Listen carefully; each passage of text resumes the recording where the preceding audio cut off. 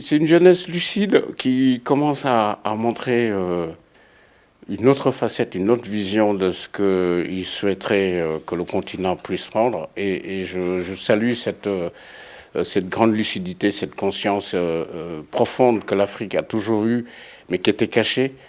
On a l'impression que le réveil de l'Afrique, ça dérange beaucoup de gens. Alors qu'on a toujours été lucide, on a toujours compris et su qui on était.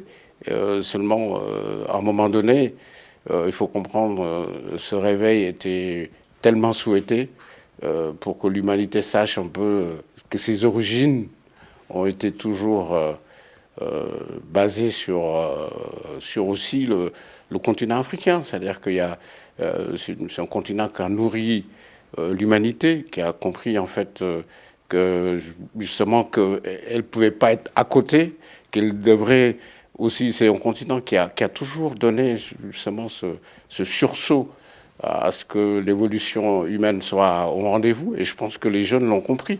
Je pense que maintenant, plus que jamais, on va tendre vers l'évolution de l'Afrique. Naturellement, on le vit.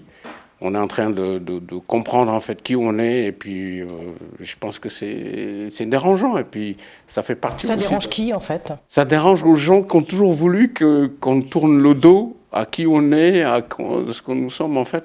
Et puis je pense que c'est un continent nourricier, c'est un continent qui a énormément apporté pour l'humanité. Je pense que maintenant, c'est à nous de l'apporter avec la diaspora, bien sûr. Parce que quand je vais aux États-Unis et que je vois les Afro-Américains, je leur dis, vous savez que le continent vous attend.